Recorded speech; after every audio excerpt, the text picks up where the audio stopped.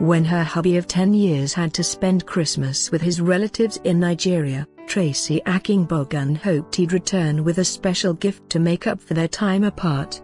David, 43, had sorted out a present for himself. He had secretly married another woman in Nigeria on Boxing Day. Mum of 4 Tracy only discovered the shocking news through a friend months later, and kicked him out. Heartbroken Tracy, also 43, says, "While I was at home with the kids missing him at Christmas, his present to himself was a new bride. I still can't believe he did that to us after more than 10 years together. I did some research and saw that the ceremony was a religious one and not a legal one. So he hadn't committed bigamy. His dad had 5 wives during his lifetime, so I suppose David thought he could do that too. But not when he was living in the UK and not when he was married to me." Tracy, from Gravesend, Kent, adds, "This Christmas it will be just me and the children again, just like it was last year. But this time I'll be over the moon that David isn't with us." Tracy was a single mum to Cameron and Alicia, now 17 and 13, when she met David in a nightclub while she was on a rare night out in March 2004. She recalls, "I was watching a group of lads on the pool, but one of them wasn't. He was just leaning against the bar enjoying himself. He saw me watching him and came over to chat. His name was David and he was really kind and gentle. He'd only arrived from Nigeria 3 months before. David moved into Tracy's home just 6 weeks later and Tracy was delighted to discover she was pregnant. Their son Kyodo, now 11, was born in December 2004 and they married 2 months later. Tracy says, "It was a small ceremony with a few family and friends. David read out a poem and told me he really believed in me and our future together. From then on he called me wifey, his pet name for me." The next year, the happy family went to Nigeria to meet David's relatives.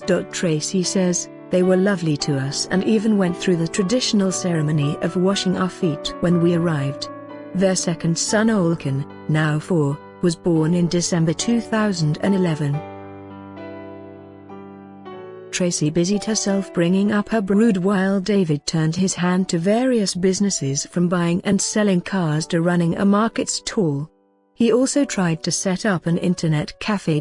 But 2 years later she found messages between David and a Nigerian woman. Tracy says, "One read, 'When you were last here I wish I'd kissed you.'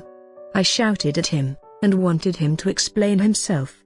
He said she was someone he used to date before he came to the UK. He said it was nothing, they were just friends. I told David it was her or me. He said it was me, I was his wifey and that was that." Over the next few months he tried hard to show he meant it and we got back to normal. Then David announced he would have to go to Nigeria over the 2014 festive period. Tracy says, "I was furious. I told him he should be here for his sons, for our family. He kept insisting he had important family business. David flew out the day before Christmas Eve and Tracy was upset the family would be apart." She says, "I was so angry with him, but I wasn't going to let the children know that. It was Christmas so I was going to make it a good one."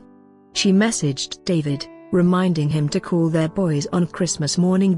Tracy says, "David finally called at 9 p.m. I gave him an earful but let him speak to the children.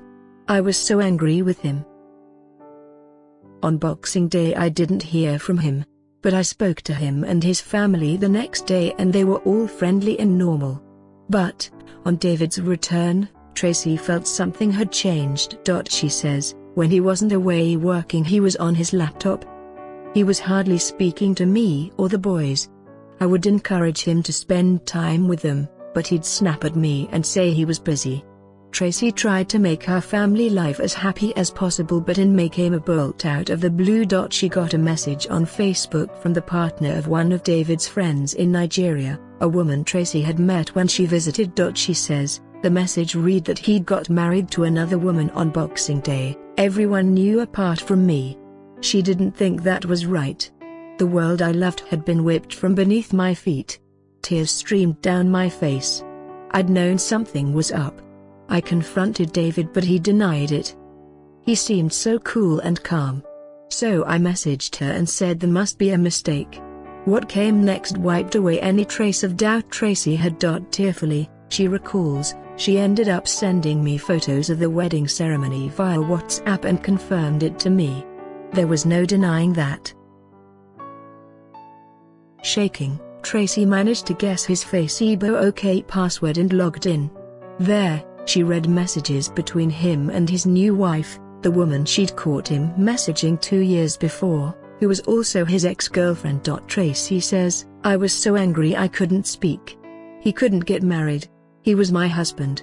I confronted him and he tried to deny it again, but this time I told him I'd seen the photos and read the messages. I told him to pack his bags and get out.